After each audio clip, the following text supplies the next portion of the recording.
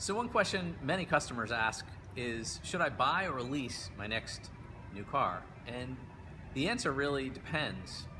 And I know that varies from model to model, customer to customer. It really depends on how many miles a year you drive, how you use the vehicle, what your typical ownership cycle is, plus the type of vehicle you're looking at. Today, there are many vehicles where there's lease incentives that make it very economical to look at leasing, whereas other models, there's tremendous reasons to buy with super low interest rates. You can lock in a low rate, and if you're a typical buy and hold customer, it may make more sense to purchase.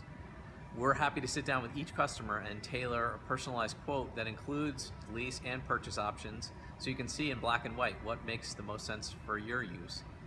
Important questions to ask are how many miles a year you drive and how long do you typically own a vehicle.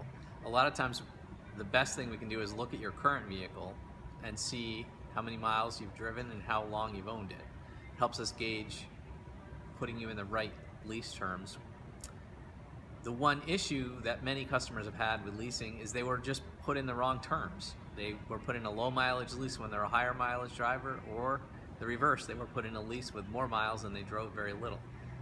Our goal is to match you up to the lease terms that match your usage the best. It'll give you the best value economically, and you'll be in the best position when the lease term is up.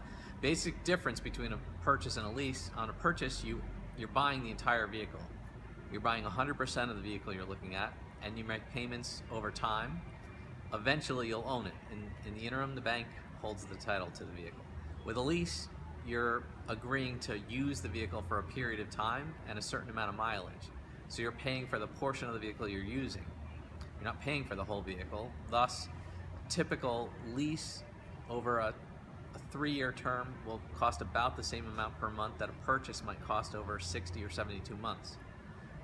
Leasing is a more affordable way, typically needs less money out of pocket up front, and lets you drive maybe a little nicer car for the same or less per month. It's a very viable option for younger people starting out, for families that know they're going to want a new vehicle every few years, or for anyone who likes to continue to stay up on current technology and style trends. A lease lets you get in a new car every 2 to 3 years at a reasonable overall cost. So if you have questions, feel free to come in, ask any of our Karl sales consultants, and we'll be happy to put together a personalized quote for you and walk you through the steps.